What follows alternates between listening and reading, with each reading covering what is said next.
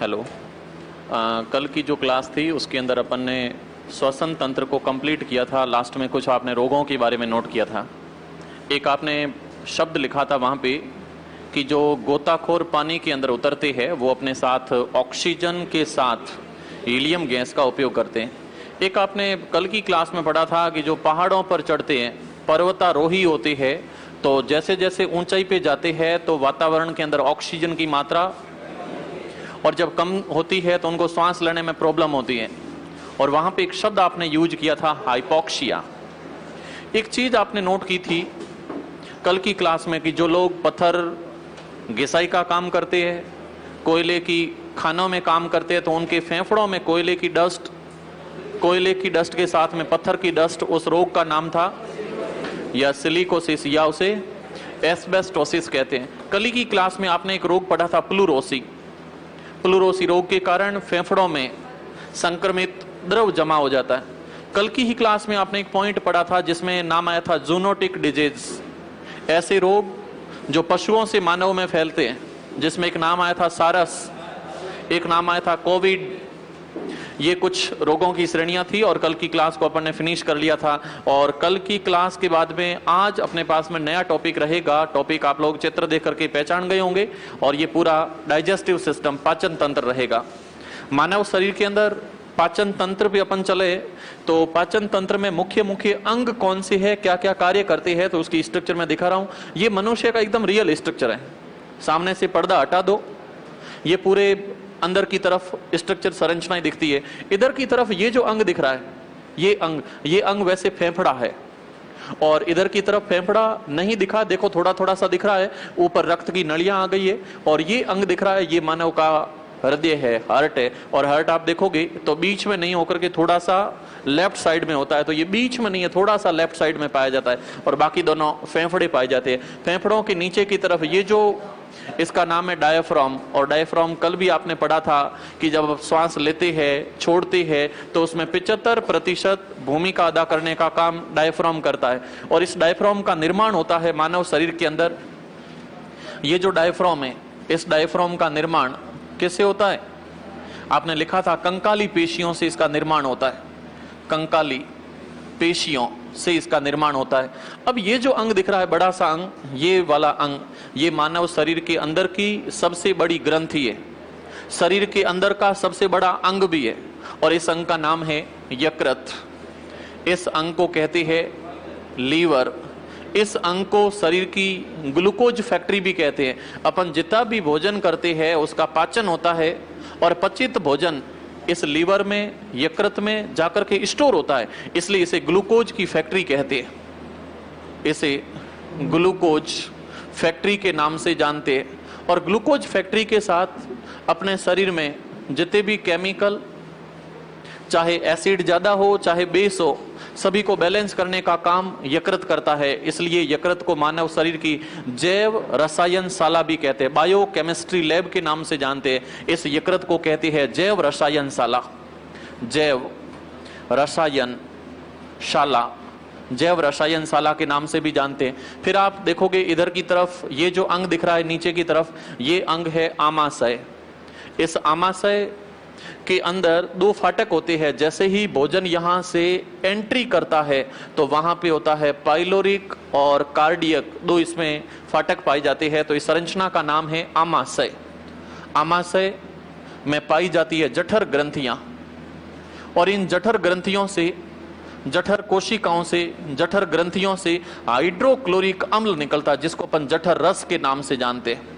जठर रस जिसमें एसिड होता है, और उस एसिड का नाम है हाइड्रोक्लोरिक अम्ल। ये हाइड्रोक्लोरिक अम्ल आमाशय से निकलता है। उसके बाद में आप ये छोटा सा इधर की तरफ अंग देख रहे हो, ये जो संरचना दिख रही है, ये संरचना मानव के अंदर अग्नाशय से जुड़ी हुई संरचना है। इसके जस्ट पीछे की तरफ अग्नाशय होता है। अग्नाशय मानव शरीर के अंदर मिश्रित ग्रंथि भी होती है, जिसमें बीटा कोशिकाएं पाई जाती है। इंसुलिन हार्मोन छोड़ती है, ग्लूकोज को कंट्रोल करती है। अगर इंसुलिन निकलना बंद हो जाए बीटा कोशिकाओं से, शरीर के अंदर रक्त में ग्लूकोज की मात्रा ज्यादा हो जाती है, जिसके कारण डायबिटीज मेलिटस, डायबिटीज इंसिपिडस रोग हो जाते हैं। और फिर देखोगे इधर की तरफ तो ये जो अंग दिख रहा है इसका नाम है बड़ी आंत। बड़ी आंत लंबाई में तो कम होती है, लेकिन काफी बड़ी आंत होती है, चौड़ाई में ज्यादा होती है, इसलिए इसको बड़ी आंत कहते हैं। फिर अंदर की तरफ ये पूरा का पूरा वलन दिख रहा है, इसको अपन कहते हैं छोटी आंत। तो ये स्मॉल इंटेस्टाइन या छोटी आंत की संरचना है। छोटी आंत की लंबाई लगभग 7 मीटर होती है, 22.5 फीट तक इसकी लंबाई होती है, जबकि बड़ी आंत है वो सिर्फ 1.5 मीटर लंबाई होती है। लेकिन बड़ी आंत पाइप का व्यास ज्यादा होता है, छोटी आंत बहुत पतली सी होती है, इसलिए इनको अलग अलग भागों में डिवाइड करके बांटते हैं। ये मानव पाचन तंत्र का एक ओवरव्यू रहता है। अपन पाचन तंत्र की तरफ चले तो ये पूरा का पूरा पाचन तंत्र है, स्टार्ट होता है सबसे पहले मुख गुहा से। मानव की मुख गुहा में आप देखोगे तो सबसे पहले इसके अंदर लार ग्रंथियां पाई जाती हैं।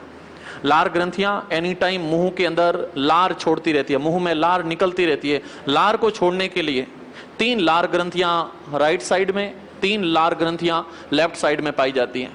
और इन 3 लार ग्रंथियों में गाल के जस्ट कान के पास, गाल के अंदर कान के पास सबसे बड़ी लार ग्रंथि पाई जाती है, जिसका नाम पैरोटिड लार ग्रंथि है। तो मानव के अंदर लार ग्रंथियां पाई जाती है। इस बक्कल कैविटी में जीभ पाई जाती है, दांत पाए जाते हैं। परीक्षाओं में प्रश्न इन्हीं से रिलेटेड पूछते हैं, तो मैं आगे की संरचनाओं को लेकर के चलता हूं। और ये जो नली चलती है, इस नली का नाम है भोजन नली, जिसको इंग्लिश में कहते हैं ईसोफेगस, या इसको भोजन नली के नाम से जानते हैं। तो ये जो संरचना है इसका नाम है ईसोफेगस, या इसको कहते हैं भोजन नली, या इसको कहते हैं ग्रास नली, भोजन नली या ग्रास नली। इसमें प्रश्न आता है कि पाचन तंत्र का एकमात्र ऐसा अंग जहां पर भोजन का बिल्कुल भी पाचन नहीं होता है, तो उस अंग का नाम रहता है ग्रास नली या फिर भोजन नली, जहां पे पाचन कुछ भी नहीं होता है।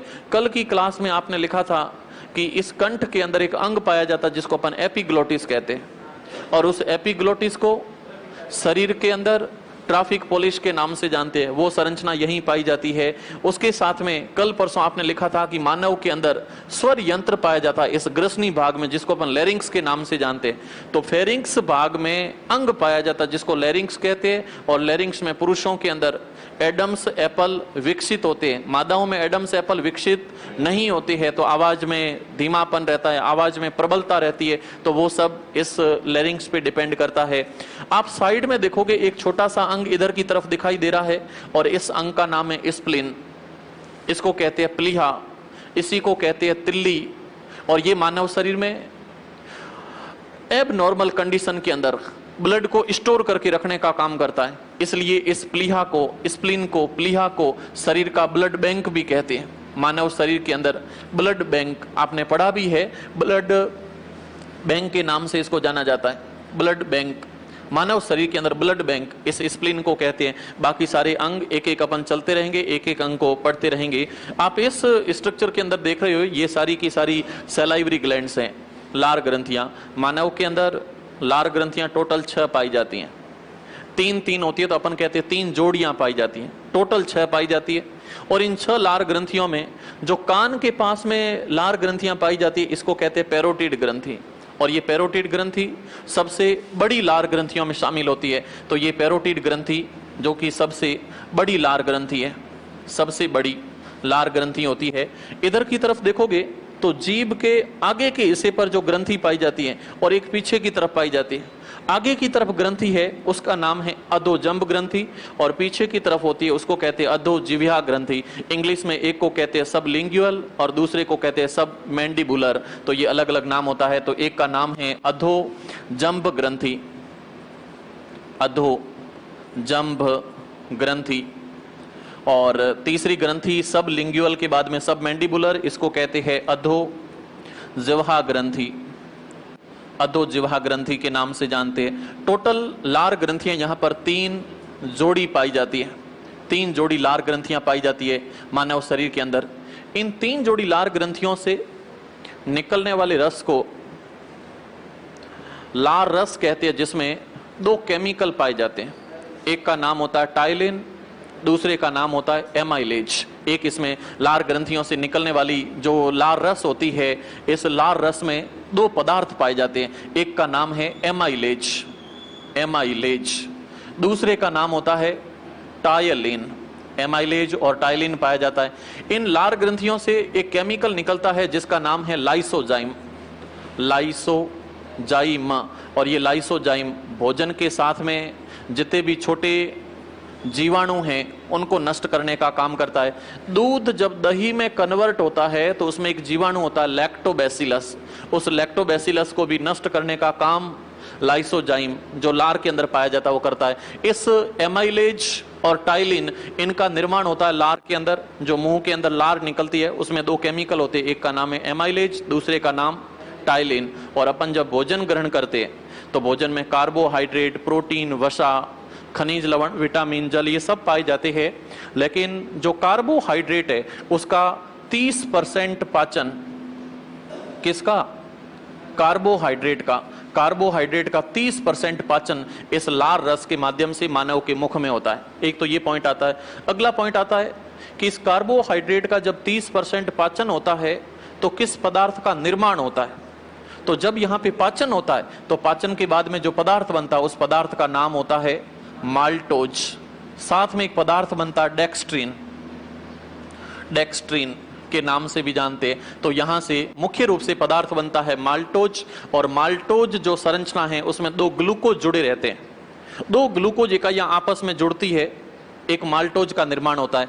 एक ग्लूकोज इकाई दूसरी ग्लूकोज इकाई आपस में जब जुड़ती है तो इस संरचना को तो कहते हैं माल्टोज। इस माल्टोज में दो ग्लूकोज जब आपस में जुड़ते हैं तो इनके बीच में जो बंध पाया जाता है इस बंध का नाम ग्लाइकोसिडिक बंध होता है। ग्लाइकोसिडिक बंध। प्रश्न आ जाए दो ग्लूकोज की इकाइयां आपस में किस बंध से जुड़ती है तो उसका नाम रहेगा ग्लाइकोसिडिक बंध होता है। फिर इस प्रश्न को अपन आगे बढ़ाते हैं तो एक प्रश्न और भी आता है कि मुंह के अंदर जो भोजन का पाचन होता है उसका टेस्ट किससे किया जाता है? तो भोजन का पाचन हुआ या नहीं इसका टेस्ट करने के लिए एक विधि चलती है, उसको कहते हैं मॉलिस परीक्षण। याद रख लेना, मॉलिस परीक्षण। इसमें कार्बोहाइड्रेट के पाचन की जांच करने के लिए परीक्षण जो होता है उस परीक्षण को कहते हैं मॉलिस परीक्षण। मॉलिस परीक्षण। एक मॉलिस खुद रिएजेंट होता है, जैसे फेहलिंग रिएजेंट होता है, बेनेडिक्ट रिएजेंट होता है, वैसे एक मॉलिस रिएजेंट होता है, उसे इसकी पहचान की जाती है। और जब पाचन होता है तो इसका रंग बदल करके नीला, अगर पाचन नहीं होता है तो वह भोजन जो जिस रूप में वैसे ही पड़ा रहता है। तो ये पाचन की प्रक्रियाओं की जांच करने के लिए मॉलिस परीक्षण होता है। ये पूरा लार ग्रंथियों के बारे में चलता है। हेडिंग आप नोट करो, मानव पाचन तंत्र।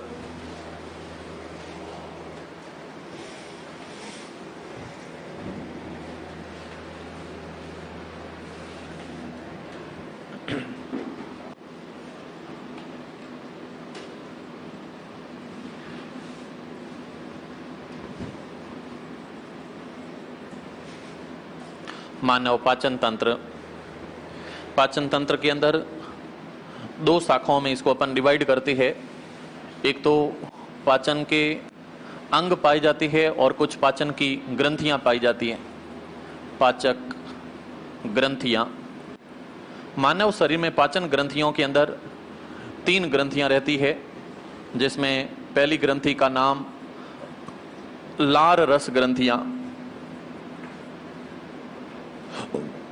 लार रस ग्रंथियां। 2 नंबर पे यकृत ग्रंथि और 3 नंबर अग्नाशय ग्रंथि। भोजन के पाचन हेतु 3 ग्रंथियां पाई जाती है, लार, यकृत और अग्नाशय। कुछ इसमें पाचक अंग पाए जाते हैं। पाचक अंग। पाचक अंगों की श्रृंखला स्टार्ट होती है तो इसके अंदर फर्स्ट रहता है मानव का मुख, और मुख के अंदर का भाग जिसको अपन कहते हैं मुख गुहा। दूसरा भाग ग्रसनी। ग्रसनी के बाद में ग्रास नली या भोजन नली कह सकते हैं। उसके बाद में आमाशय। आमाशय के साथ छोटी आंत, छोटी आंत प्लस बड़ी आंत। ये मानव के अंदर पाचन के कुछ अंग शामिल होते हैं। नोट आप करते जाओ साथ में।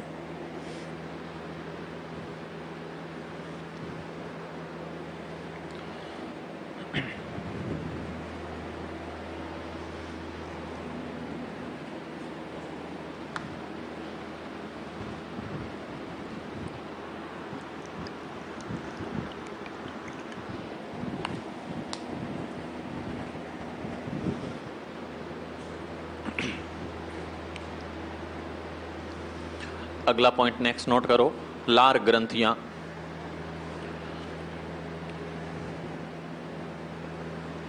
लार ग्रंथियां, सलाइवरी ग्लैंड्स,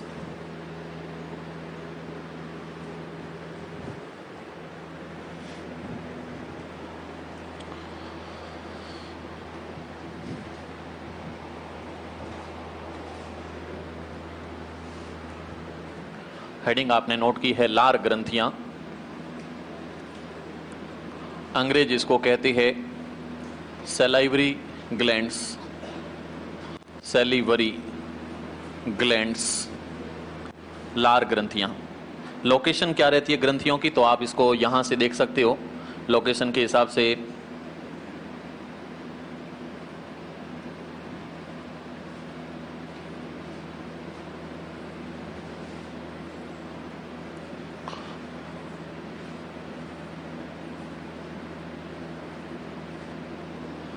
ज्यादा ही खतरनाक तो नहीं लग रहा है, चलेगा। और इधर की तरफ जीभ की संरचना, इधर की तरफ कान की संरचना।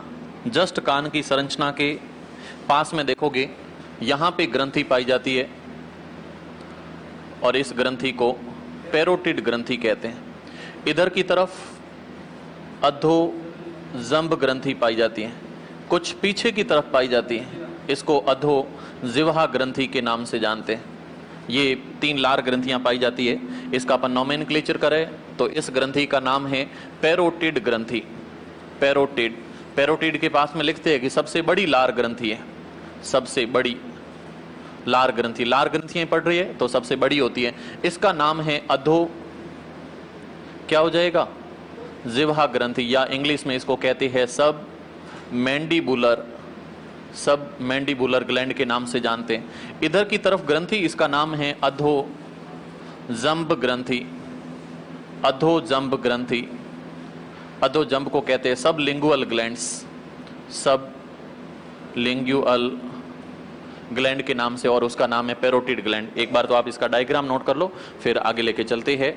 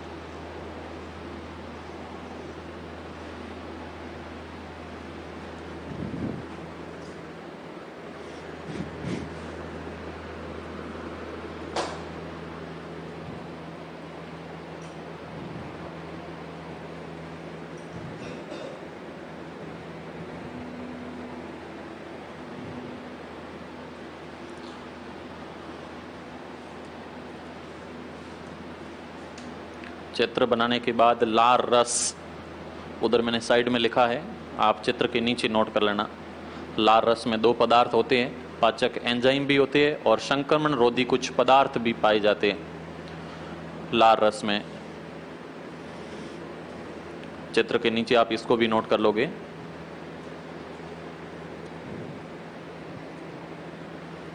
अच्छा, कुछ लोगों में आप लोगों ने ऐसा नोटिस किया होगा कि ये कनफड़ है ना, यहाँ से कई बार सूज जाते हैं, फिर पट्टियाँ बांधी हुई इन साइड में थोड़ा सा यूं करके इन चलते रहते हैं, देखा होगा आप लोगों ने, कई बार होता है। उस रोग का नाम क्या है जिसमें लार ग्रंथियां बहुत प्रभावित होती हैं? पट्टियां नहीं चिपती, अंदर वो गोल गोल छेद छेद होते हैं पट्टी के अंदर, उसमें लार ग्रंथियां प्रभावित होती है। प्रश्न आता है वो रोग फैलता किसके कारण है, और उस रोग में शरीर का कौन सा भाग प्रभावित होता है? तो कनफड़ जब सूज जाते हैं तो उस कनफड़ के अंदर लार ग्रंथियों में, अभी आपने कहीं नाम सुना था पैरोटिड ग्रंथि, वो पैरोटिड ग्रंथि संक्रमित हो जाती, इन्फेक्टेड हो जाती, इसलिए फूल जाती है। और बाहर से जो अपन पदार्थ लगाते हैं उसमें कुछ एंटीबायोटिक कैरेक्टर होते हैं जो संक्रमण को खींच लेते हैं, तो वापस वो स्वेलिंग, सूजन वापस सामान्य हो जाती है। तो इसके लिए उसके ऊपर बैंडेड लगाते हैं। और ऐसा जब होता है तो ये पैरोटिड लार ग्रंथि ये सबसे ज्यादा प्रभावित होती है। उस रोग का नाम है मम्प्स, मम्प्स रोग है उस रोग का नाम, जिसमें लार ग्रंथियों में संक्रमण फैलता है। तो रोग का नाम मम्प्स रोग कहते हैं उसको, मम्प्स रोग। मम्प्स को दूसरा नाम देते गलसुआ। लार ग्रंथियों में जब संक्रमण फैलता है तो रोग का नाम है मम्प्स या गलसुआ। और ये वायरस के कारण फैलता है, वायरस के कारण फैलने वाला रोग है मम्प्स, या जिसको गलसुआ भी कहते हैं। वो भी लिख लेना साथ में। लार रस नोट कर लो। लार रस में एंजाइम और संक्रमण रोधी पदार्थ, और उधर की तरफ रोग का नाम है लार ग्रंथियों में मम्प्स, या इसको कहते हैं गलसुआ। वायरस संक्रमण से फैलता है। सब चित्र के नीचे नोट करते जाओगे, चित्र के अंदर नहीं डालना मैक्सिमम चीजों को।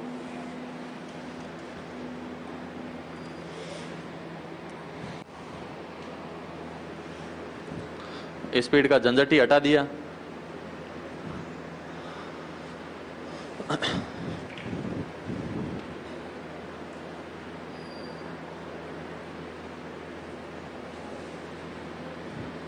निपट गए।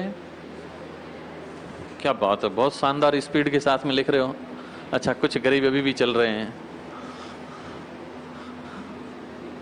लार रस के अंदर उधर भी आपने नोट कर लिया होगा, टाइलिन और एमाइलेज होता है, और संक्रमण रोधी में लाइसोजाइम पाया जाता है। रोग मैंने इधर नोट किया है, आप लोग इस चित्र के नीचे नोट करोगे। नाम है मम्प्स, या इसको कहते हैं गलसुआ, और ये वायरस संक्रमण के कारण फैलना प्रारंभ हो जाता है। चले आगे।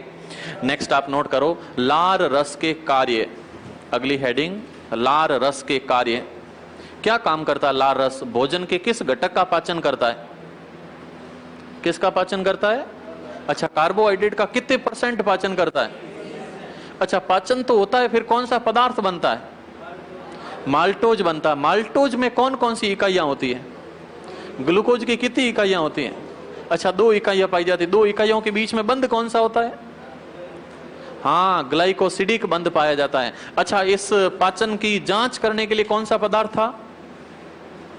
ये नहीं रहा दिमाग में। मैंने लिखा है नहीं, या लिखा है ही नहीं? लिखा तो था लेकिन माइंड में नहीं रहा। उस पदार्थ का नाम था मॉलिश। अभिकर्मक होता है, मॉलिश रिएजेंट होता है जिससे पाचन की जांच की जाती है, कार्बोहाइड्रेट की जांच की जाती है। चले आगे। आपने हेडिंग नोट की है, लार रस के कार्य। इतना ही लिखा है ना? यह सुन लो तुम लोग, पहले तो लिखोगे नहीं, थोड़ा सा इधर। अपन भोजन ग्रहण करते हैं, भोजन के अंदर कौन सा घटक होता है? कार्बोहाइड्रेट। लिखोगे नहीं, थोड़ा सा इधर देख। इस कार्बोहाइड्रेट के ऊपर जब पाचन होता है तो किस पदार्थ का निर्माण होता है? माल्टोज का निर्माण होता है। ये माल्टोज का निर्माण। अच्छा, इसको बदलने का काम कौन करता है? तो आप कहोगे लार रस करती है। लार रस। लार रस में कौन कौन होती है? तो एक का नाम होता है एमाइलेज, और दूसरे का नाम क्या होता है? टाइलिन। दूसरे का नाम होता है टाइलिन। इसमें पी साइलेंट रहता, बोलना मत, पटाइली, है ना? तो पटाइलिन नहीं है, ये टाइलिन है। एमाइलेज और टाइलिन, और ये लार रस निकलता। ध्यान रखना, इस लार रस का जो पीएच मान है वो 6.8 होता है। एक दिन में 1.5 लीटर लार रस मुंह में निकलती है, 1.5 लीटर। तो इसका पीएच वैल्यू 6.8 होता है, यानी कि थोड़ा सा अम्लीय माध्यम में होता है। 7 नहीं है, 7 होता तो उदासीन हो जाता। और इसकी मात्रा कितनी निकलती है दिन में? 1.5 LTR लीटर निकलती है। कार्बोहाइड्रेट लार रस की उपस्थिति में माल्टोज में बदल जाता है। इस माल्टोज में कौन कौन पाई जाती है? माल्टोज में कौन कौन होते हैं? ग्लूकोज होता है। दूसरा घटक भी कौन होता है? ग्लूकोज पाए जाते हैं। 2 ग्लूकोज की इकाइयां जब आपस में जुड़ती है तब जाकर के माल्टोज का निर्माण होता है। अब इस माल्टोज के बारे में देख लो। माल्टोज कैसी संरचना है? ये संरचना कुछ इस प्रकार की होती है। माल्टोज की संरचना, माल्टोज की संरचना कुछ इस प्रकार की होती है। ये जो मैंने संरचना बनाई है, कई बार परीक्षा में ऐसा तीर दे करके और फिर इधर की तरफ बता देते कि ये कौन सा बंध बना हुआ है। ये इकाई ये इकाई आपस में जब जुड़ती है तो बीच में एक बंध पाया जाता है ऑक्सीजन के साथ, और इस बंध का नाम ग्लाइकोसिडिक बंध होता है। बीच में जो बंध पाया जाता है इस बंध का नाम है ग्लाइकोसिडिक बंध। ये ग्लाइकोसिडिक बंध पाया जाता है। ये किसका चित्र है? ग्लूकोज का चित्र है। इधर की तरफ ये भी कौन सी संरचना है? ग्लूकोज है। ग्लूकोज की दो इकाइयां आपस में जुड़ती है तो क्या बनता है? माल्टोज बनता है, और माल्टोज के बीच में बंध का नाम ग्लाइकोसिडिक होता है। नोट करो इसको।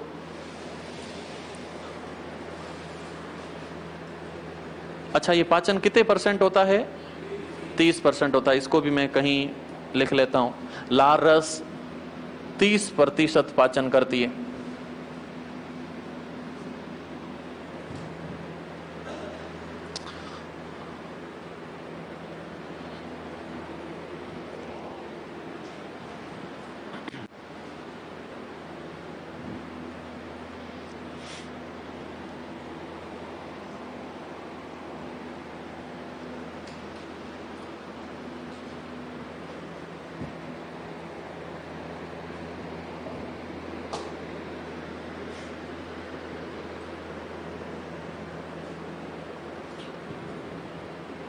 तुम लोग जो लिख रहे हो ना, जो स्याही चला रहे हो, उस स्याही में केमिकल का नाम है एनिलीन।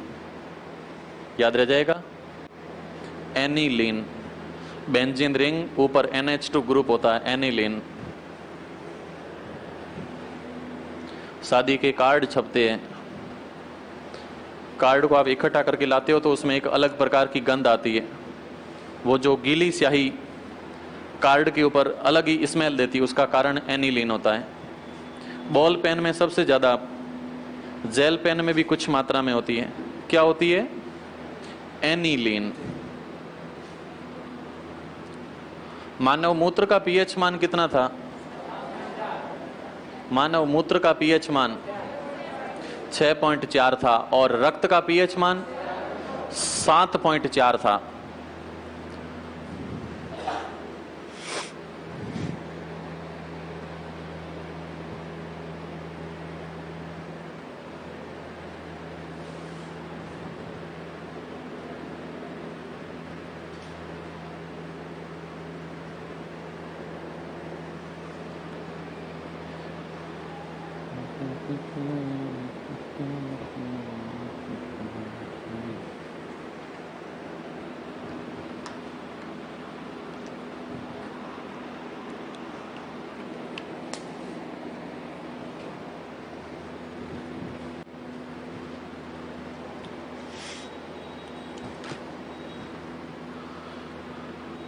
एक मैंने यहां पे पहले एक पदार्थ का नाम और लिखा था, किसी को याद हो तो बोल दो।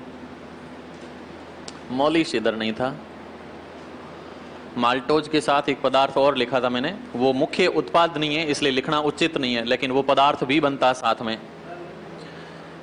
जब कार्बोहाइड्रेट का पाचन होता तो माल्टोज के साथ एक पदार्थ बनता, डेक्स्ट्रीन। डेक्स्ट्रीन,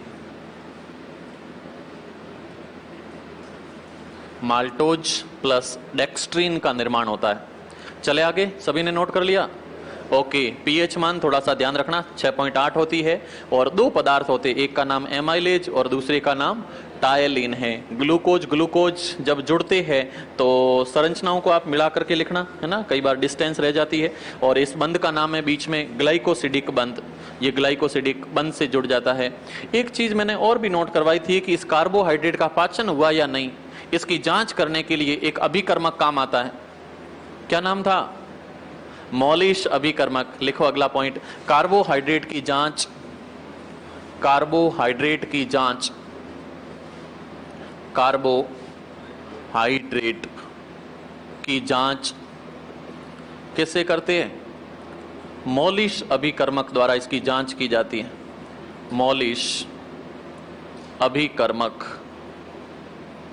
इसकी जांच मॉलिश अभिकर्मक द्वारा होती है। ये पहली जांच है। दूसरी जांच को कहते हैं आयोडीन परीक्षण। आयोडीन परीक्षण, आयोडीन परीक्षण से भी इसकी जांच की जाती है। दोनों के अंदर ब्लू कलर आता है, आसमानी कलर अगर बन जाता है तो इसका मतलब उसमें कार्बोहाइड्रेट है, नहीं तो नहीं है। तो इसकी जांच मॉलिश अभिकर्मक और आयोडीन परीक्षण के द्वारा होती है।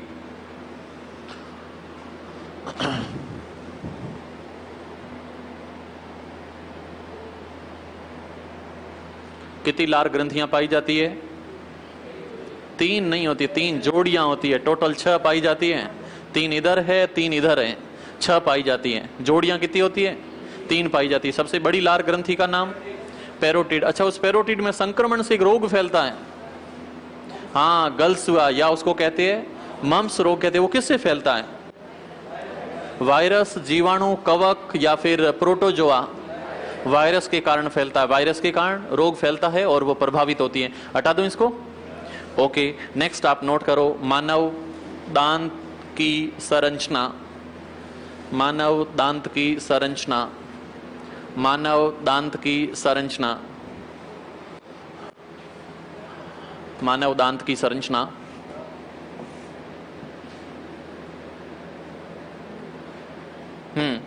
परीक्षा में पूछे जाने लायक कौन कौन से प्रश्न यहां से रहते हैं? दांत आपके सामने पड़ा है, और दांत जब दिखता है तो दिखने की घटनाओं में आप देखोगे तो शरीर से बाहर जो दांत दिखता है वो बहुत कम दिखाई देता है। बाकी सब पार्ट इसका अंदर ही अंदर रह जाता है। तो बाहर जो अपने को दिखाई देता है वो तो केवल इतू सा भाग दिखाई देता है, बाकी सारा भाग अंदर की तरफ रहता है। ये मानव दांत की जो संरचना है, इस दांतों का जब निर्माण होता है तो उसके अंदर विशेष प्रकार की कोशिकाएं पाई जाती है, जिसको ऑस्टियोसाइट कोशिका कहते हैं। दांतों का निर्माण करने वाली जो कोशिका है, दांत निर्माण, दांत का निर्माण करने वाली कोशिका, इस कोशिका को कहते हैं ओडोंटोसाइट या इसको कहते हैं ऑस्टियोसाइट। इस दांत के निर्माण के बाद में सबसे ऊपर का जो भाग होता है, ये दांत में ऊपर का भाग, इस ऊपर के भाग को कहते हैं इनेमल। और मानव के शरीर की सबसे कठोर संरचना, शरीर की सबसे कठोर संरचना इनेमल है। बहुत बार पूछा जाता है शरीर की सबसे कठोर संरचना कहां पाई जाती है, तो दांतों के ऊपर शिखर का निर्माण करती है, दांतों के ऊपर ताज का निर्माण करती है। तो दांत का जो शिखर भाग होता है, इस शिखर भाग को कहते हैं इनेमल। इनेमल के नाम से जानते हैं। और ये इनेमल शरीर की सबसे कठोर संरचना है। मानव शरीर की सबसे कठोर संरचना, सबसे हार्डेस्ट पार्ट, इस इनेमल को जाना जाता है। दांतों का निर्माण होता है, दांतों का अध्ययन होता है, तो दांतों के अध्ययन की प्रक्रिया को कहते हैं, क्या कहते हैं? हाँ, ओडोंटोलॉजी के नाम से जानते हैं। ओडोंटोलॉजी के नाम से जानते हैं। इस दांत में अधिकतर जो पदार्थ है, दांत के अंदर जिस पदार्थ की मात्रा सबसे ज्यादा होती है, उस पदार्थ का नाम है डेंटिन। दांत में सर्वाधिक मात्रा में पाया जाने वाला पदार्थ डेंटिन होता है। और डेंटिन के बाद में सबसे ऊपर का भाग होता है, उसको अपन इनेमल कहते हैं। और ये मानव शरीर के अंदर दांतों का जब निर्माण होता है तो उसमें ऑस्टियोसाइट कोशिकाएं पाई जाती है। इस दांतों के अध्ययन को ओडोंटोलॉजी के नाम से जानते हैं। मानव के मुख में कौन कौन से दांत पाए जाते हैं, तो आप ध्यान रखना 4 प्रकार के दांत होते हैं। आप संरचना के हिसाब से देखोगे तो संरचना के हिसाब से मैं यहीं से दिखा देता हूं। आप ये देखो, 2 जबड़े हैं और मुंह के अंदर टोटल दांतों की संख्या 32 होती है। तो एक जबड़े में 16, दूसरे जबड़े में 16, 32 दांत होते हैं। एक जबड़े में जहां 16 दांत होते हैं, उस 16 दांत के अंदर भी आप देखोगे तो इस आधे भाग में 8 दांत होते हैं। इस आधे भाग में 8 दांत होते हैं। जब टोटल 16 है तो इधर 8 और उधर 8 ऐसे दांत पाए जाते हैं। अच्छा, इन दांतों की संरचनाओं के रेस्पेक्ट में देखोगे तो ये इधर के 2 दांत, इधर के 2 दांत, टोटल 4 दांत। और ये 4 दांत दिखने में एक जैसे होते हैं, काम एक जैसा होता है, उत्पत्ति एक साथ होती है। और इन दांतों को कृंतक दांत के नाम से जानते हैं। और इस कृंतक दांत को आप इंग्लिश में कहते हैं इंसाइजर्स, या इसको कहते हैं कृंतक दांत के नाम से जानते हैं। ये कृंतक दांत काफी तीखे दांत होते हैं। भोजन को कुतरना, काटना, ये सब काम इस कृंतक दांत से होता है। और ये कृंतक दांत छोटे बच्चे में सबसे पहले निकलते हैं। तो ये कृंतक दांत होते हैं और सबसे पहले भी निकलती है, भोजन को काटने और कुतरने का काम करते हैं। तो ये कृंतक दांत क्या काम करते हैं? भोजन को कुतरना, भोजन को काटना। ये घटना आपने चूहे में सबसे ज्यादा देखी होगी। अरे गजब की बात यह है कि चूहे में जो कृंतक दांत होते हैं वो जिंदगी भर बढ़ते रहते हैं, रुकते ही नहीं है। मनुष्य में स्टॉप तो लगता है एक उम्र के बाद में, बढ़ने बंद हो जाते हैं। चूहे में बेचारे में ये दांत रुकते ही नहीं है, जिंदगी भर बढ़ते हैं। इसलिए उसको कुछ न कुछ काटना जरूरी है। अगर नहीं काटेगा, दांत नहीं घिसेंगे तो जस्ट 20 दिन के बाद दांत मुख क्लोज हो जाता मामला। फिर ना आना ना जाना, कुछ नहीं खाता, फिर बेचारे मर जाते। इसलिए चूहे को देखोगे कुछ न कुछ एनी टाइम वो अपनी मशीन चलाता रहता है। प्रश्न आता है चूहे में जिंदगी भर कौन से दांत बढ़ते रहते हैं? कृंतक दांत होते 4 प्रकार के, लेकिन बढ़ते कौन से हैं? कृंतक दांत होते हैं। तो कृंतक दांत माउस चूहे के अंदर जिंदगी भर बढ़ते रहते हैं।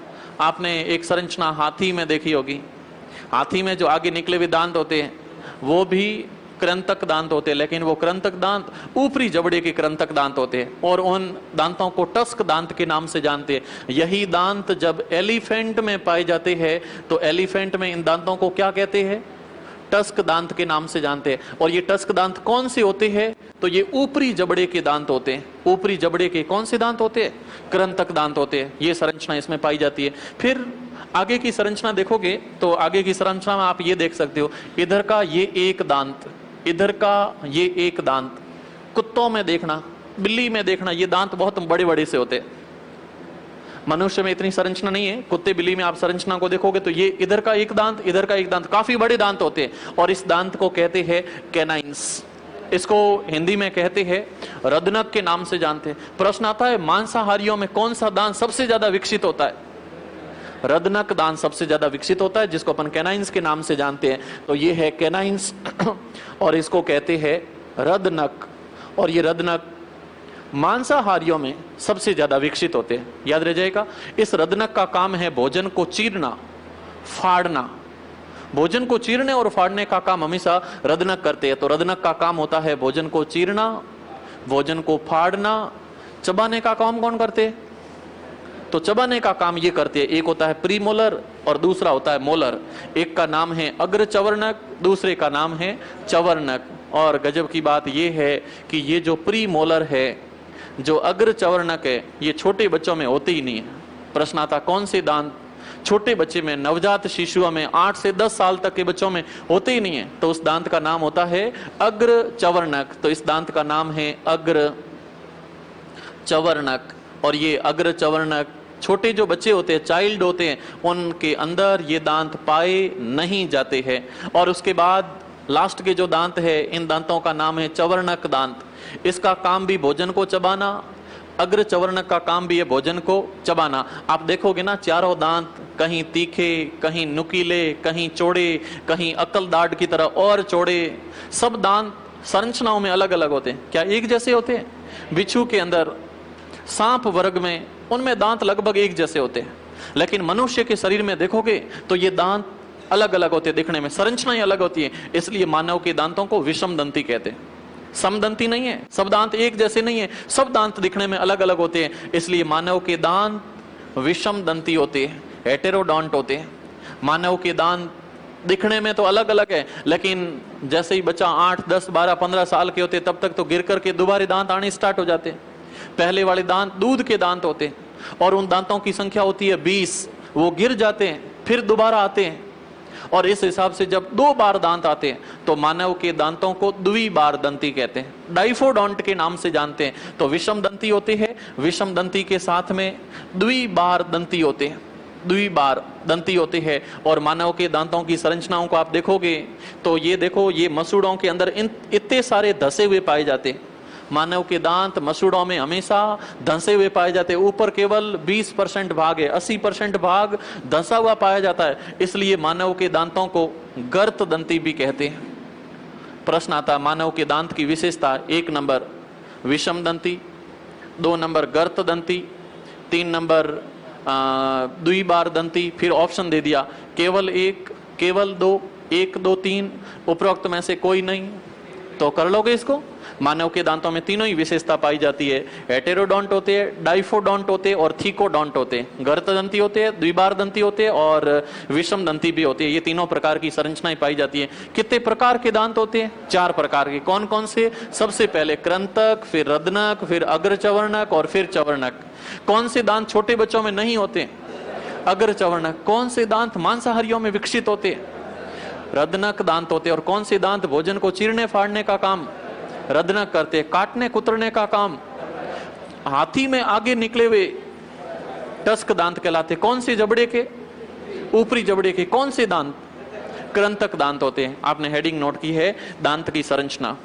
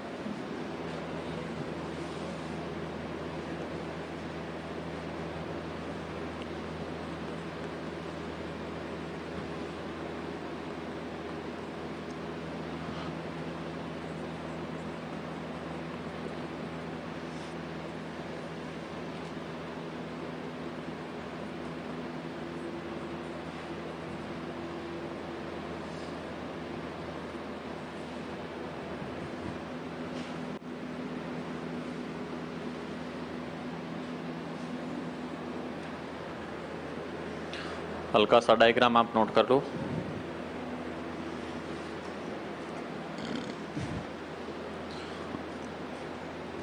एनिमल को मैंने इसी में नोट कर लिया है। पास में लिखा है सबसे कठोर संरचना, और इसका निर्माण कैल्शियम फॉस्फेट से होता है, Ca3PO4 all twice, calcium phosphate.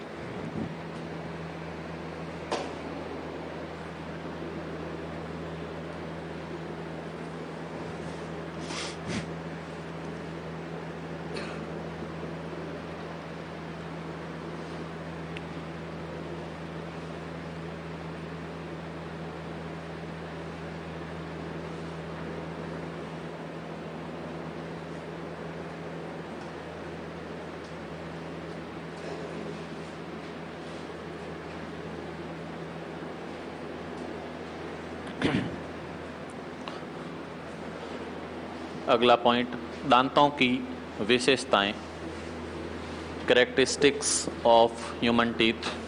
दांतों की विशेषताएं।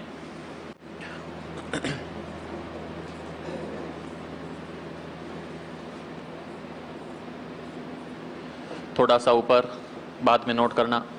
मानव के दांत 3 प्रकार की विशेषताएं रखते हैं। अभी आपने पूरा उसका डिस्क्रिप्शन देखा था। एक तो अपन कहते हैं विषम दंती।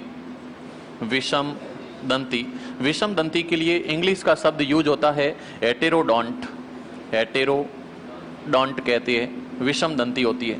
दूसरी जो संरचना थी उसका नाम, दूसरा जान था उसका नाम था द्विबार दंती। द्विबार दंती, और द्विबार दंती को कहते हैं डाइफोडोंट। डाइफोडोंट के नाम से जानते हैं। और तीसरी संरचना में आपने लिखा था गर्त दंती।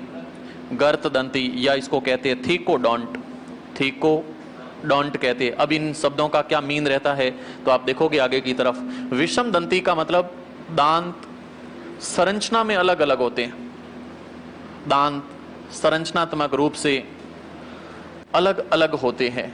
कौन कौन से अलग अलग होते हैं तो आप देखोगे तो उसके अंदर कृंतक दांत होते हैं। फिर कौन से होते हैं? रदनक दांत होते हैं। फिर कौन से होते हैं? अग्र चवर्णक होते हैं। और लास्ट में अग्र चवर्णक दांत होते हैं। और लास्ट में चवर्णक दांत पाए जाते हैं। अग्र चवर्णक और चवर्णक दांत पाए जाते हैं। संरचना में अलग होती है, इसलिए विषम दंती है। फिर आप देखोगे द्विबार दंती का मतलब जीवन काल में दांत 2 बार आते हैं। पहली बार दांत आते हैं उसको कहते हैं दूध के दांत। द्विबार दंती का मतलब जीवन काल में 2 बार दांत निकलते हैं। 2 बार दांत निकलते हैं। और उसमें फर्स्ट बार जो दांत निकलते हैं उनको क्या कहते हैं? दूध के दांत कहते हैं। दूध के दांतों की संख्या कितनी होती है? 20 कहते हैं। फिर जो आते हैं उनको क्या कहते हैं? दोबारे जो आते हैं उसको कहते हैं स्थायी दांत। स्थायी दांत कितने पाए जाते हैं? 12 पाए जाते हैं। 32 नहीं है, लास्ट में जो आते हैं वो केवल 12 होते हैं। इन सभी को मिलाकर के स्थायी दांत भी कहते हैं। तो दोबारे आते हैं उनको स्थायी दांत कहते हैं। और कई बार अगर 12 नहीं हो तो फिर 32 होते, इनको कहते हैं। ध्यान रखना, प्रश्न आता है मानव के जीवन काल में मुंह में कितने दांत उगते हैं? कितने उगते हैं? अब थोड़ा सा कंफ्यूजिंग प्रश्न है, और यहाँ पे अक्सर बच्चों को ऐसा नहीं है कि गलती होती है, नॉलेज नहीं करवाया जाता है। हाँ, देखो 20 दांत पहले आए, फिर गिरे, फिर वापस आए। जीवन काल में 40 तो वो हो गए, 12 ये पड़े हैं। 52 दांत निकलते जिंदगी भर में। नहीं एक्सेप्ट हुआ, फाइल सपोर्ट नहीं हुई, जय हो तुम्हारी। मानव के जीवन काल में टोटल कितने दांत उगते हैं? तो 32 तो पड़ी है टोटल, 32 तो निकलते हैं, लेकिन 20 पहले जो निकले थे गिर गए, वो तो वापस निकले थे। तो 32 और 20 52 यानी 50 से ज्यादा दांत निकलते हैं। तो टोटल ग्रो कितना होता है दांतों का? टोटल जो ग्रो है दांतों का जीवन काल में वो 50 से ज्यादा होता है। 50 से ज्यादा होता है, 50 से ज्यादा। कईयों में अकल दाढ़ बनती नहीं है। और लास्ट में है गर्तदंती। इसका मतलब है कि दांत मसूड़ों के अंदर धंसे हुए पाए जाते हैं। नोट कर लो आप।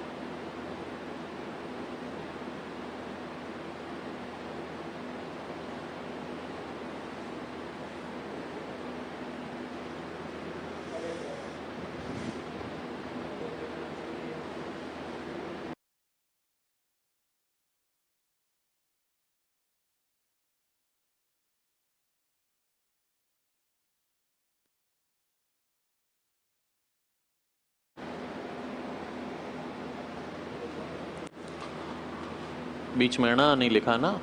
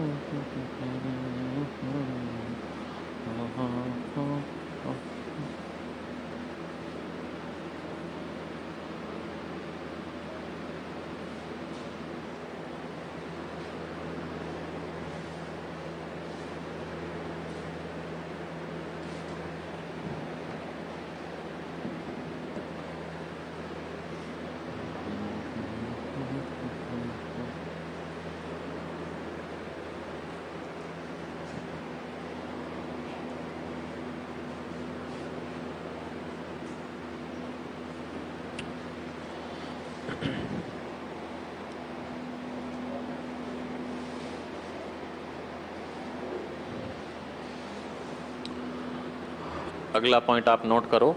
मानव दंत सूत्र, डेंटल फॉर्मूला। पता किसी को क्या होता है? दांतों का सूत्र क्या है? अच्छा, कोई गणित की तरह फॉर्मूला नहीं है। दंत सूत्र बोलते हैं लेकिन कोई फॉर्मूला नहीं है। छोटे बच्चों का दंत सूत्र 20 21, 20 23, 21 23। छोटे बच्चों का दंत सूत्र अलग रहता है और वयस्क अवस्था में दंत सूत्र अलग रहता है। ये मैं हटा रहा हूं, आप लोग इसको कंप्लीट कर लेना। ये गया। इस संरचना को देखो आप। मैंने थोड़ी देर पहले ही बताया था कि मानव के मुख में जो दांत पाए जाते हैं, एक जबड़े में पाए जाते हैं टोटल 16, और इस हिसाब से देखोगे तो आधे जबड़े में 8 और आधे जबड़े में 8 पाए जाते हैं। आगे के जो 2 दांत है उनको अपन कहते हैं कृंतक, रदनक, अग्र चवर्णक, चवर्णक। 2 1 2 3, 2 कौन से? कृंतक। एक कौन सा? रदनक। मैं कहां चल रहा हूं, तुम लोग मेरे साथ रहना। ये 1 नंबर और 2 नंबर जो दांत है इनको कहते हैं इंसाइजर्स, या इसको हिंदी में कहते हैं कृंतक। उसके बाद में जो 3 नंबर दांत है उसको कहते हैं कैनाइंस, या इसको कहते हैं रदनक। फिर तीसरा होगा, उसके बाद में चौथा और पांचवा, इनको कहते हैं प्रीमोलर, या इसको कहते हैं अग्र चवर्णक। और लास्ट में 6 7 8 इनको कहते हैं चवर्णक। अच्छा, चवर्णक में भी ध्यान रखना, 8 नंबर का जो दांत है वो काफी ठोकरों अकलों खाने के बाद में आता है, इसलिए इसको विजडम टीथ कहते हैं। अकल दाढ़ के नाम से जानते हैं, जो 28 साल की उम्र के बाद में निकलना प्रारंभ होता है, तो ये अकल दाढ़ होता है, ये अकल दाढ़ है। तो आप देखोगे तो इधर की तरफ पहले 2 दांत, फिर 1 दांत, एक कौन सा? 3 नंबर वाला, फिर कितने दांत? 2 दांत, फिर कितने दांत? 3 दांत। वैसे का वैसे सिस्टम सामने भी है, कृंतक, रदनक, अग्र चवर्णक, चवर्णक। ऊपर 8, इधर 8, इधर 8, उधर 8, टोटल कितने हो गए? 16। अच्छा, जबड़े कितने? 2, टोटल कितने दांत हो जाएंगे? ये मानव का दंत सूत्र है, मानव का दंत सूत्र। अच्छा, थोड़ी देर पहले आपने पढ़ा था कि बच्चों के अंदर जो ये दांत होते हैं ना, कौन से? अग्र चवर्णक, वो तो होते ही नहीं है छोटे बच्चों में, ये अग्र चवर्णक होते ही नहीं है। तो ये तो है वयस्क का दंत सूत्र। अगर छोटे बच्चों का दंत सूत्र देखोगे तो क्या आएगा? कृंतक, रदनक, अग्र चवर्णक, चवर्णक। चवर्णक ध्यान रखना, अपने में 3 होते हैं, छोटे बच्चों में अकल दाढ़ तो होती नहीं है, इसलिए उधर मैंने 3 की जगह 2 लिखा है। कृंतक, रदनक, अग्र चवर्णक, चवर्णक। उधर वाले जबड़े में छोटे बच्चों में कृंतक, रदनक, अग्र चवर्णक, चवर्णक। ये टोटल देखोगे तो 5, इधर 5, टोटल हो गए 10। जबड़े कितने? 2। तो छोटे बच्चों में कितने होते हैं? इसको कहते हैं दूध के दांत। ओके, यस, नोट कर लो आप।